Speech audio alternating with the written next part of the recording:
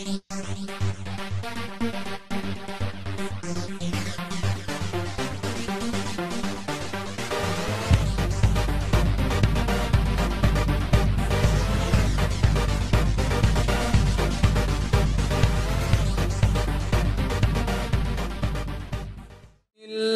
الرحمن الرحيم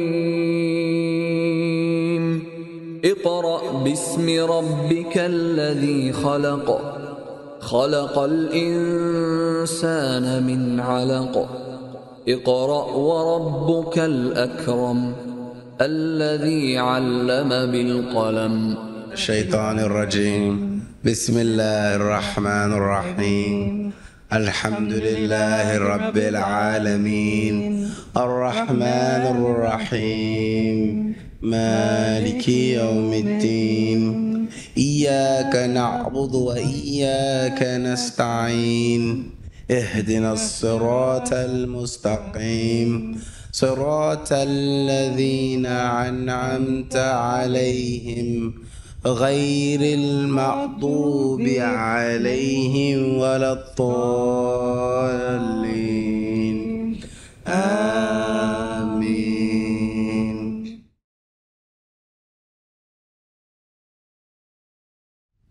السلام عليكم ورحمة الله. Sheikha Maryam. Assalam wa rahmatullahi wa barakatuhu. We send love, peace, and blessings to all beings in the circle of God's grace, in the light of God's grace. May we unite in the light of Allah's grace and realize that we are one family, all created by the one most merciful. Inshallah, Ameen. Alhamdulillah for everything. The plan was made by the Creator. All the waters were placed as He willed. The land was formed as a manifestation of His grace. And so are all the people, all of us. All of us were created by one most merciful. So my focus is on that. And I've been here many, many times in order to discover and realize the absolute oneness of us all. And also the beauty of the nature that He created. This is the background in which for our meetings. And if we contemplate going over this ocean to the other side of the world where I have a home, for me, I don't acknowledge any part of the world to be mine. But I'm interested in the gathering together of all the souls. This is the focus. This is called the Divine Assembly, manifesting on earth. And this land of West Africa, specifically Senegal and the Gambia, are filled with remembrance of God. That's what makes it beautiful to me. That's what interests me. That's what makes me keep coming back, is to go deeper and deeper into the vast ocean of praise of God. And there's been so much communication with so many people here where there's no sense of separation at all. There's no discrimination. There's no racism. So that's a very deep purpose in coming. It's to dispel the myth of racism and sexism and all forms of injustice. And by realizing the beauty of God's grace permeating our existence in this world, leading us to the next world, and coming from the world of souls. But what would you say to those who haven't been able yet to get to that point, who are still stuck behind these barriers and these colors and these nationalities and these stigmas and things we put up for each other? Like, what is the message, or what would you say to those people to help them get to where you are, to make peace with us being different and yet equal? Yes. I would say we must go back to the source. It's infinitely gracious. merciful, and unified. It's Tawheed. The source of Tawheed is the Creator. So we can't find solutions in the dunya to the deep wounds of that are known in this world. We have to ask Allah subhanahu wa ta'ala to shower His grace upon our understanding, upon our hearts and souls, upon our connections with each other, upon our perception of each other. If I came as a person from California and just arrived here once, I may not have the perception that I have right now. But at an early age, I was sent out on a journey in search of the truth that would set me free.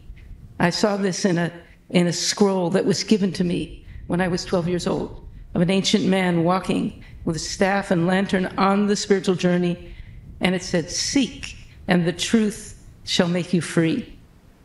And that is what led me all around the world. I found it in so many different places that God's will and grace and love and knowledge were manifesting.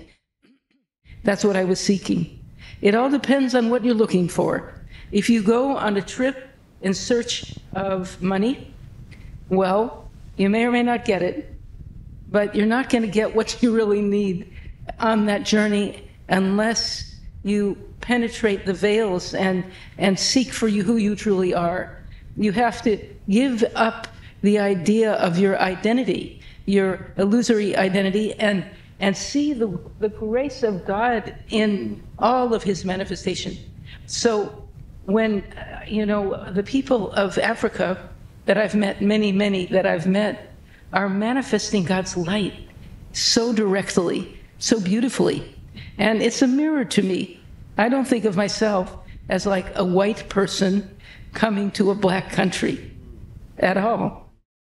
So I've mentioned, this is my 19th trip here, and we've been in so many circles singing God's praise together. That's the truth of this land and of you and me. This is our truth. Now, by the time that we have to leave this world, we need to know this. We need to be prepared by praising God more and more and loving one another, loving all lives as your own. That's our path to completion. What is happening in the Garden of Paradise? Is there fighting going on? Is there divisions and conflicts? No. It's a place where the will of God's light is simply enveloping us all. And from the time that I first came to West Africa, as well as other holy places, that's what I found when I arrived, even from the first moments of arrival in the land. So us showing love to His creation is us showing love to the Creator. I think that's one of the solutions to the worldly problems of today. If we can make room for religion, for a connection, for a sense of purpose to the Almighty, it will bring back that humanity, that human instincts in us, that kindliness, that generosity in us, that niceness, all those characters, I think, will able to come back out of us naturally if we built a strong connection with God. Definitely. We'll go back now to the world of souls. Yes. It's called Alam al-Arwah in Arabic. And most of the time, most people that I meet, like when I met you, I felt, I know this person very deeply, as well as person by person by person, the souls resonate. We resonate because we're all together in the world of souls, praising the Creator and manifesting our absolute faith in His sovereignty. True. So this is part of the solution to the problem, is to remember, yes, we were there all together. There was no conflict between us. Maybe some of the souls were a little bit more removed from the others with you, but it doesn't matter. What we're remembering is, we call it again the divine assembly. That means God created us all, and He said, I did not create you, O mankind and jinn, except for ibadah, which means one explanation is for love, worship, and service. So let's remember that as we are all gathering together, constantly go back to that state of worship and of love and service. The service rises right out of the love and worship. And I found this happening very much in Senegal, as in Canada, as in Mecca and Medina, as in Kashmir, India, and Palestine, all around the world. So what we need to do is focus on those beautiful acts of service and love and worship that we are all doing together. It's not my worship as opposed to your worship. Right. And even interfaith has a significance, because other people may be worshiping in a different way, but they could very easily be worshiping the same God. But they worship. Right? They're worshiping the one God. That's what's and important. the God being our sole focus, we must see him everywhere, including in the hearts and souls of those people who are not seeing things exactly the way we do. And I was just recently on a wonderful trip in Kenya, and traveling all around the country and sharing so deeply with people of all ages and all walks of life. And I just got a message today that there was a very young girl traveling around with our assembly, and she was so touched by whatever she saw that she asked her parents if she could become Muslim. And this is what does it mean to become Muslim too? It's not just a religion. It's a state of consciousness that is in awe of God, that is filled with the love of God. Islam is salam, peace. And so part of the point of making interviews, of making little films like this, is to let peace spread across the planet and through our hearts, back and forth. Let the peace flow like an ocean. And we wanted to make a film by the ocean to celebrate the fitra, or the nature, the pure nature of our existence. We were also told that in Awal, in the world of souls, our true nature, or fitra, was Islam. And by that we mean divine peace and all the other divine qualities. So many there are. We came into this world as a certain series of challenges needed to be faced. But we must not forget the great mystery of our origin and where it's leading us, hopefully. May we go back to the source, carrying the treasure of Iman, Amana, that was given to us in the very beginning. And I think this is what we must remind each other: cherish this treasure, and also share it. Share it with people that you meet. Share it with people in search of the light, as we are. Let's join together in this communal pilgrimage towards realizing our purpose, as Allah has ordained. Let's pray with all the believers in that house of God, in that divine assembly, with the seal of the prophets uniting us all in our journey to God. And that is the answer to the conflict. That's the solution, or we call in Arabic shifa. The shifa is to, as I say, unite in God's light, unite in the divine light. Walking in the footsteps of the prophets and the holy ones, and being accompanied by the angels on this blessed journey, and the believers of all times traveling together is the solution to the world's problems. None of those people would have been dedicated to other than the exaltation of God's praise, in which we're all united. There's nothing there that would divide us, because it's transcendent of all division, transcendent of all conflict. It's the very purpose of everything. It's where we came from, and we pray deeply we may return carrying the treasure he originally gave us intact. and the teachings of the tariqah that are always being sung and enveloping us continuously remind us how to do this, how to walk on the path of God's light, and as He ordained, as He created us to do. Sallallahu ala Muhammad, sallallahu alayhi wa sallam, sallallahu ala Muhammad, sallallahu alayhi wa sallam, sallallahu ala Muhammad, ya Rabbi, salli wa sallim. Amin.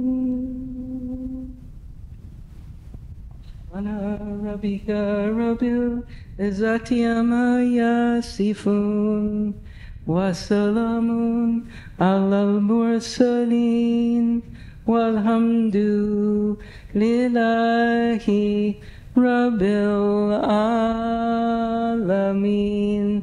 Amin, amin, ya rabbil alamin.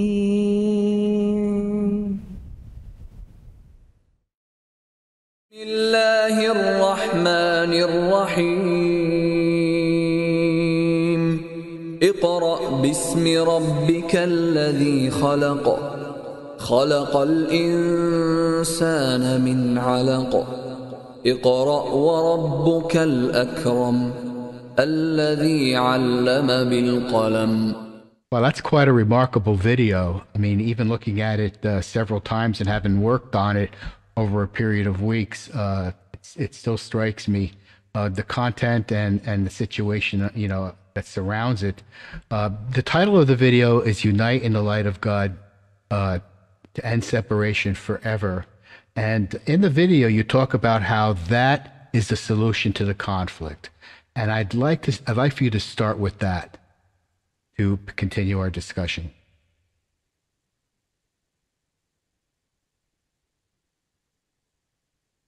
أعوذ بالله من الشيطان الرجيم. بسم الله الرحمن الرحيم. الحمد لله رب العالمين. الرحمن الرحيم. مالك يوم الدين. إياك نعبد وإياك نستعين. اهدنا الصراط المستقيم صراط الذين أنعمت عليهم غير المغضوب عليهم ولا الضالين. آمين. Assalamu alaikum wa rahmatullahi wa barakatuhu. Peace and blessing be with you, and the mercy of God be upon us all. And His blessing,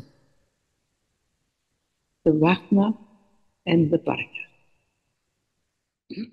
This is what we've been talking about from the beginning of our meeting.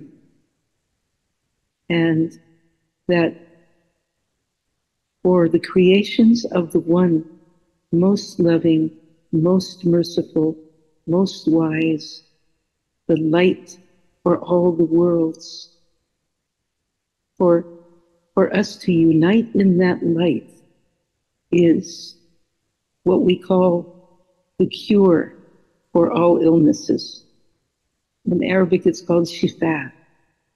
Now, when we look at the world from a distance, when you look at the news, it's rather incomprehensible to me from the perspective that I abide in, because wherever I've been guided, it's to realize unity and oneness with the people that I meet.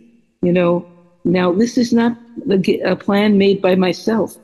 I do not believe. And when people are struggling with different worldly events that within themselves or around them, I advise them to return to the source of mercy and grace, wisdom, and light, because the solution is there. It is not in making demonstrations in the streets for me. I have been very concerned with racial equality, particularly, as I mentioned, from the earliest years. Where I found more and more solutions to the problem was in the love in my heart that was implanted by the one most loving. So that's what we say in the title. It says, Unite in the Light. That's the name of one of my websites, because I love it so much. It means everything to me. And then, in the light of God, that we may never be separated, that we may end the separations. Now, if you go back in human history, as much as we've heard about it, what happened with Adam, the prophet Adam, peace and blessings be upon him, and the dark force who refused to bow down, that's where things began to be very unclear. We also saw it with a brother killing his brother, Cain and Abel.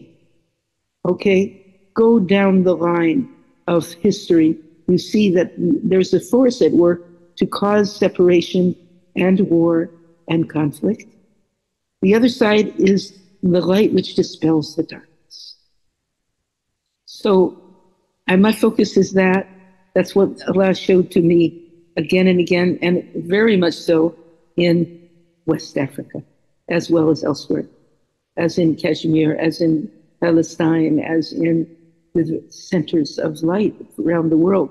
But we're talking about Africa right now, and most of us that have gone there, our hearts have been, healed from sorrow, the sorrow of the separation of black and white, etc.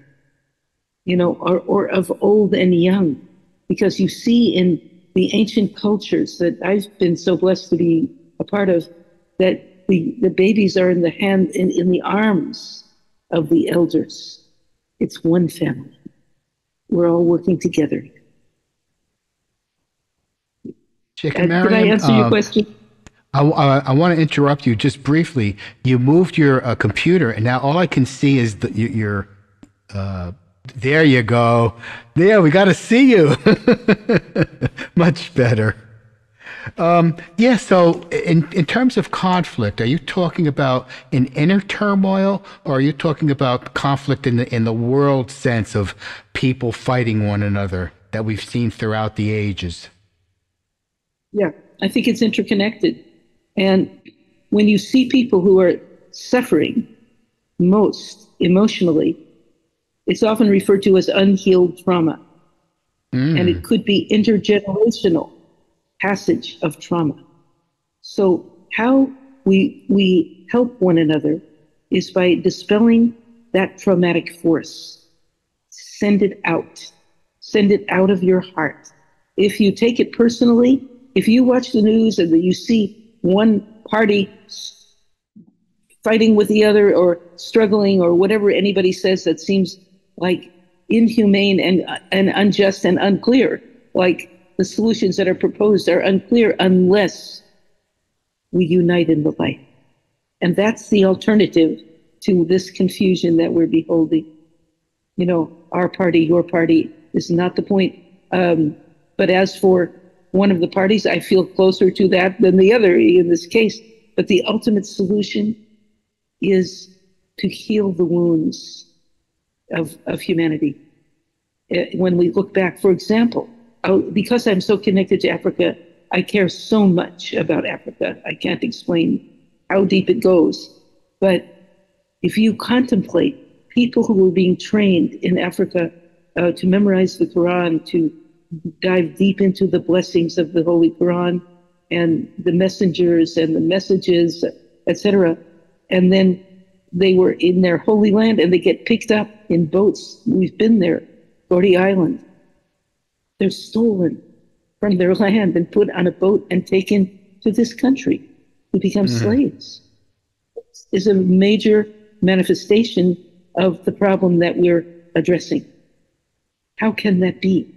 And then when I went there again and again, I found such radiantly beautiful people. The children Yes. are learning so beautifully, divine knowledge, you know, and growing up in a very wholesome way, in a proper way. As you said, I think that you think that these are poor people. They're poor. No, they're rich. They're endowed with grace. Now, they're rich in my blessings. appearing there, rich with blessings. And my coming there was to look into the mirror of their souls and find how much I was like that. How much did we share? We've always felt that every time that we meet. That's why I keep going there. I feel so at home, as opposed to people who talk about going to foreign countries and don't feel that way. They say foreign, it's a foreign country. No, it's home. It's our home.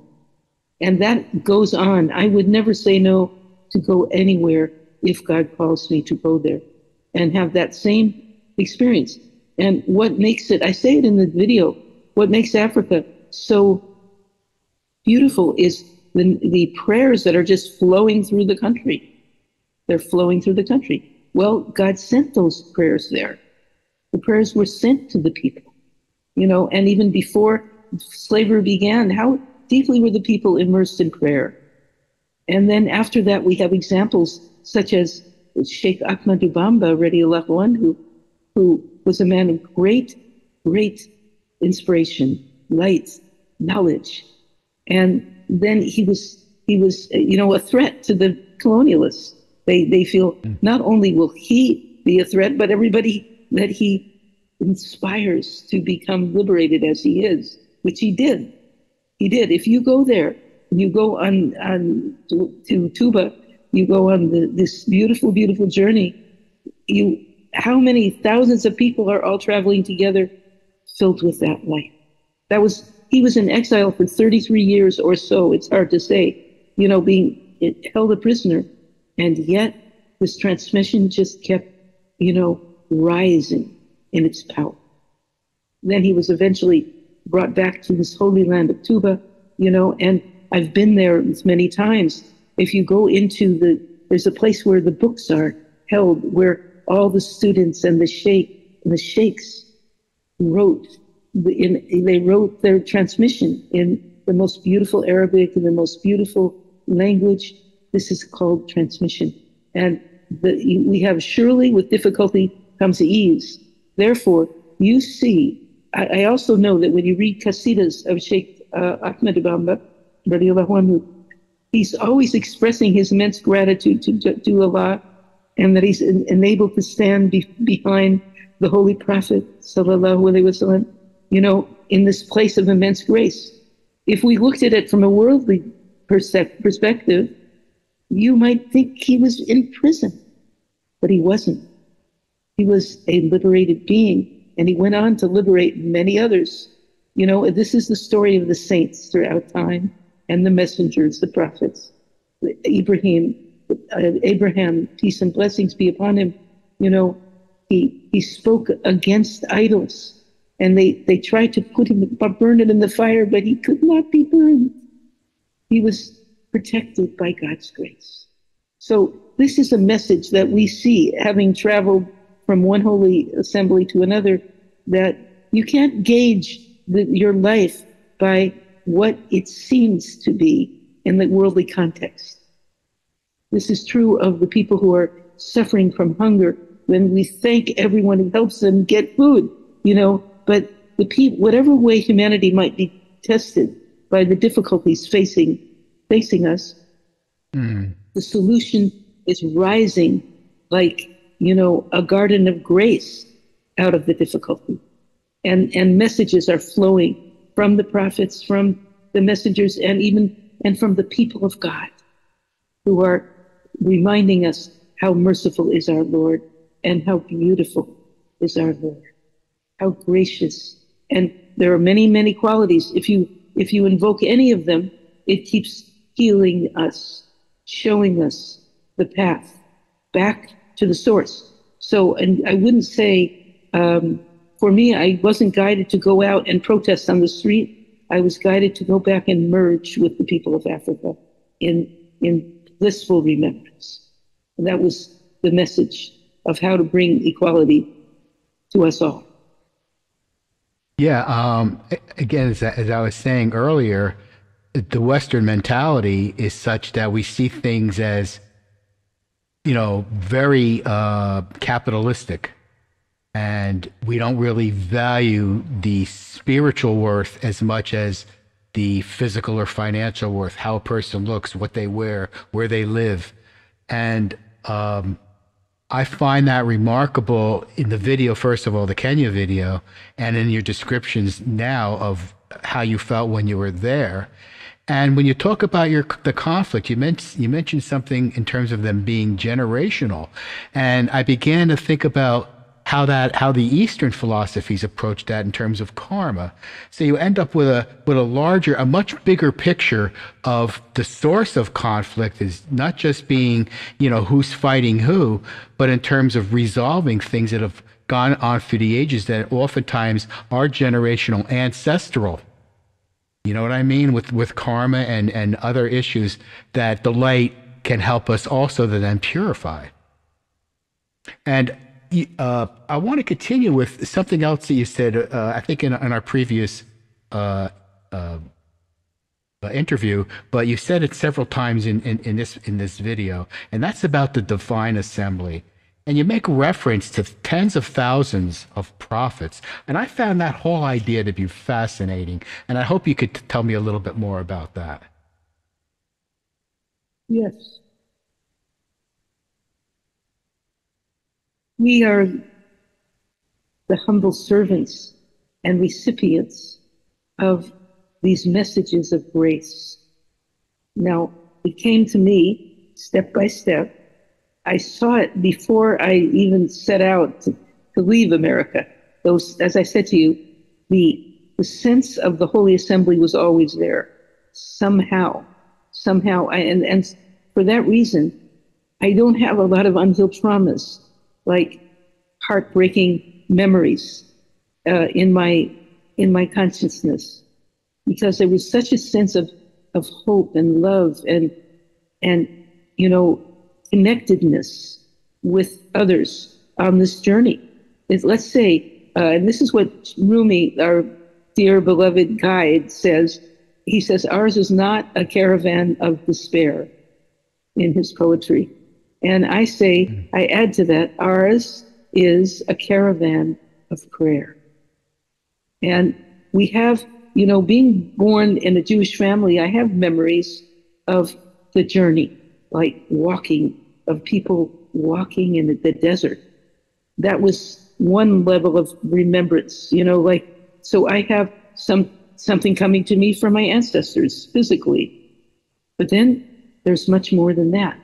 Then as you go on contemplating the caravan, you sense more and more people are in it. We're going together. When in the early days of Hajj, people could maybe be walking for years to get to the place that they, the holy abode, the completion of their journey. All of us are on a journey. Let's say that, right? Now, if you feel that you're alone on this journey, you would feel lonely. You might feel lonely, and then it might be really hard to walk up some mountains and fall down into some creeks, right? Well, when I went on Umrah, on the pilgrimage, my son, Isa, when we were going between the place where it's called Safa and Marwa, where Hajar, peace and blessings be upon her forever, and her son Ishmael had no water at all. They were out in the desert, abandoned, without any provision. And they made a journey back and forth from Safa to Marwa, And what came there is known to us as very grateful journeyers, is that an immense amount of water descended not only on them, but on humanity for the rest of history, as much as we know. That water of grace is called Zamzam. You know, we just brought back bottles of it to share here, right? And then when I was there, I mean, I'm now like 76, so to speak, you know what I mean? Well, I was there many years ago with my son. It was very easy to walk all around. I could do everything like that, but not now. So what he did is he put me in a wheelchair. You can get wheelchairs, and one part of it is for wheelchairs. And you see people pushing with great force. They go way up the hill and then down with a lot of force. That's what he did with me. He was so inspired, so strengthened, you know, to carry his mother through this journey. And at the end, he said, "Mom, I want to take you on Hajj. And inshallah, maybe do that." This is called Umrah. It's kind of a smaller journey, lesser, let's say, in some way. I mean, Hajj is broader. So the main thing that touched me, though, was being carried by my own son through Safa and Marwa. And, you know, this is what happened with Hajar, the mother, and Ishmael, the son. And that legacy of that journey is now with all those who know about it, all those who drink from that cup. You know, so this is, ask me again what you asked, because I just got taken to that place. What did you just say? I've been going on that place with you, and I don't really quite remember, but I am going to react to something that you just said. Absolutely. And that is your memories of your son being happy to push you around. And you know, my audience doesn't, that my mother just passed away about a month ago. And for the last many years of her life, that was my responsibility to move her around. And so when you said that, I mean, I couldn't think of anything else after you said that. So I kind of got distracted, because I am now living. One of the things that helps me to deal with the grief of losing somebody like that is the memory and the joy that I had of being in service to her during the time when she was alive. There were very, very difficult times at times. But nonetheless, that was one of the joys of knowing that I was doing for her what Asa was doing for you. So I kind of after you said that, I kind of forgot about the other part of the question. That's not right. But you know, That's fine. I would like, what I would like to do though, now I did have two more questions to ask, and I know that we're going to have more discussions on this because you got another trip that you're going to, and when you come back from that, I'm sure we'll be talking more. But there was something else in the video that you mentioned that I found fascinating. It was the idea of I would call it a triunity of acts, or a triunity of behaviors, that being love, worship, and service. And I'd like for you to talk more about that, because I think that's a very, very powerful message. Yes. Well, I'll go back to the Holy Quran. It's always the place, especially when we're quoting it, which is what we're doing right now. Yeah. This is what our Lord said to us. He addressed it to human beings and to others named Jinn. And he said, "Oh, believers, my children," in a way. He didn't say it literally, but mankind and Jinn. He's speaking to those who really know and believe in him. And he's saying, "I did not create you except for ibadah, love, service, and worship." That's how you translate it. Ibadah is translated as love, service, and worship. You're relating to that because your heart is open to realize what this means. When you said what you did with your mother, you were enlightened by doing that. You were doing what God wanted you to do by serving, your mother, or serving anyone, and what I was saying about Kenya, West Africa, Morocco, and many other places, there's a very, very deep sense. Oh, also, I'm going to mention America, because it's going on here too. It has to do with, certainly with manifesting love and worship through service. And that's, each one of us must ask these questions. Oh Allah, what do you want me to do? What am I, what did you create me to do? How can I fulfill the purpose for which you created me? That's what I say every day and night. And so what I'm saying now is, even making these videos that I do is part of it. People have come to me from around the world just having watched the video, and they saw something in it that reminded them of their beloved Lord and of their journey and of their longing to fulfill their purpose. And so making videos is also, you know, a way to do it. Nothing where we're fundraising for anything. We don't have any purpose in it. We're only here to transmit that light that we've received to those who are searching for it. That's what ibadah means, but a lot of it comes in solitude. You know, I've had very deep experiences in what's called halwa, inner work, the inner journey. It's been so beautiful. But we don't stay inside forever. Some people do. Instead, we're told, go out and serve humanity with the light that you've received.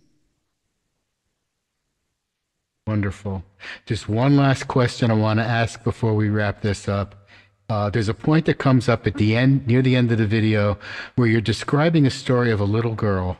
And in that story, somehow she learns what it means to be Muslim. And I think it would be wonderful if you kind of touched on that for yourself, so that the audience would kind of have a greater sense as to what that means. Sure. Well, when you look at the video, you see we're going from one place to another. Nobody wrote the script. I mean, they kind of said, well, let's go here, let's go there. But what unfolded, and it wasn't only a little girl, I mentioned this, a young boy was right there with us all the way, as much as possible. And then others. Okay? Now, as we're making that journey from one place to the next, people are watching, beholding. So what you said is very relevant, because it's not only in the video, it could be in life itself. This is what happens. I do find when I go to the supermarket regularly, people are always responding. They see it. I'm not demonstrating anything, but those are people of light who see the light shining. You know, that's how it spreads. The people who were working in the market have responded very deeply, as well as people behind and in front of me in line. They're just showing that they're revealing their ibadah in their hearts that is activated by seeing that light shining through another person. So in this case, I got a message. I was probably in Senegal by this time, and my wonderful host from Kenya was telling me about a girl who was simply traveling around with our community. We went from one place to another, and she was just watching.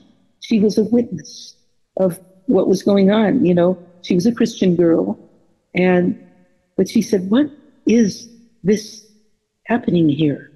What's going on?" And it fascinated her and called her to join the caravan. She joined the caravan, really, you know, a caravan of prayer, and she loved it. You know, I don't know what she saw, but you can look at the video and see she must have seen this or that. And I think that people are affected, that a person from another part of the world comes and is so enthused about the very thing that their country grew up with.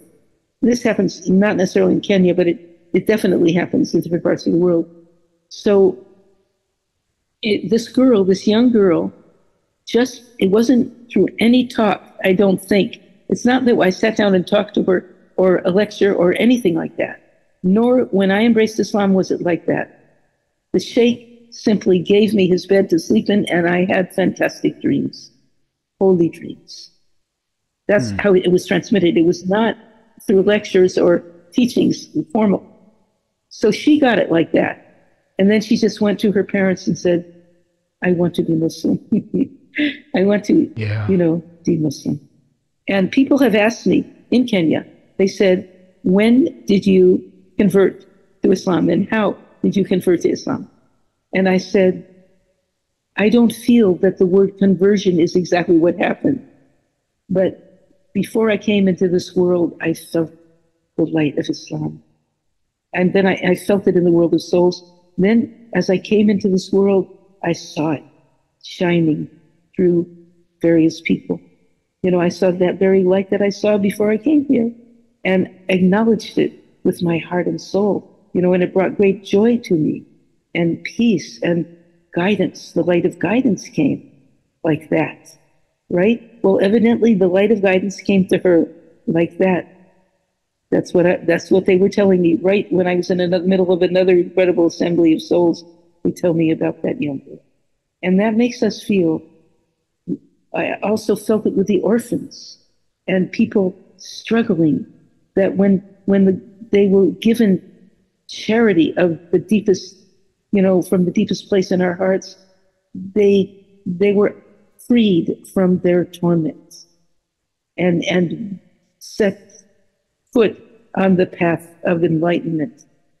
And this is what the saints have said when they're being, persecuted and imprisoned. As Sheikh Ahmad Bamba radiallahu anhu wrote, I'm so grateful to you for everything, God, that you've given me, everything you're giving me. And the legacy of that message flowing through the world helped so many others to overcome their difficulties and make the journey to God and be guided. We make the journey to God only to continuously receive the light of his guidance. And the light of guidance itself, as we said, unite in the light of God. So the whole journey is about that. It manifests in many different ways, in many different places. That's why we keep traveling, and I usually say at any time I make a video, please post my email address and phone number. And I have never received anything but the most beautiful responses and requests for solidarity in this journey. So I'm not afraid to put out my phone number. Yeah, that I find that actually quite amazing, but it's the energy that you attract somehow and the protections that you receive because of your openness. And just to wrap this up, I want to, first of all, let you know how grateful I am for you coming, doing the show all these years, having developed this friendship. I knew that there was a reason why you had to be the person to do the very first show of my Bridge of Truth reboot. I knew that it was meant to be this, and I put other people off so we could do this. I'm looking forward to having you come back when you return from your next trip. Also, perhaps doing something interactive with an audience so that they can ask you questions personally. Yes. That'll be a different kind of a show. And I know how much you like to close things with a prayer, so perhaps this would be the right time to do that. But I wanted to express my gratitude to you first for this. It was in no way was this exactly what I expected these interviews to be, but they were so much more, and I cherish what we've done, and I hope that they serve to unite in the light, as you say, to end separation, because so much of what has happened with us are the preconceptions that people have, not just about Muslims, but about all the different people that live in this country that people are now so afraid of. And if we can start to dispel that and get to know each other from a place of love and seeing exactly how similar we really are when you think of us in that way, I just think that's the point of the Bridge of Truth, and I'm glad to be back. Wonderful. Very happy to be here on this blessed bridge with you. And let us make the journey all the way over to the other side with as many people as possible. Yes. Making the sacred journey together, inshallah.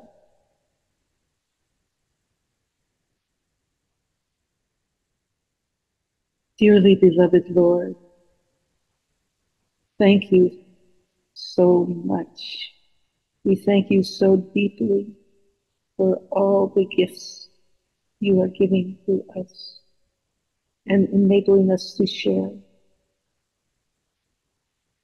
Purify our hearts and souls and bodies and minds that we may truly serve you.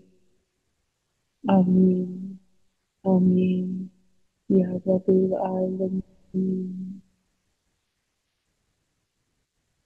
Allahumma salli ala Sayyidina Muhammad al-Fatih lima udlika wal-Hatim lima sabaka Nasru Haqi bil-Haq wal-Hadi ila Siratakal Mustaqim wa ala alihi wa sahbihi haqqa qadrihi wa miqdarihil azim. Subhana rabbika rabbil izzati amma yasifun wa salamun alal mursalin walhamdu lillahi rabbil alamin. Amin. Amin. Ya Rabbil Alamin.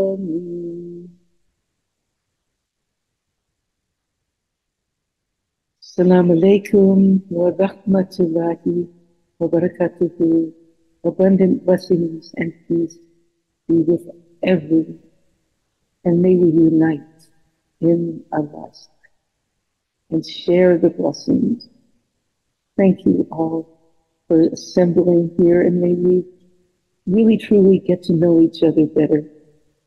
Please give my contact information when you send messages out so that anyone can call when they need to speak with a companion on this show. Amen. Thank you again, Sheikha Maryam, and much blessings on your next trip. And I look forward to your experiences when you come back and our continued journeys together on the Bridge of Truth. Amen. Bye for Amen. Dear beloved companion, Amen. now. Thank you. Alhamdulillah.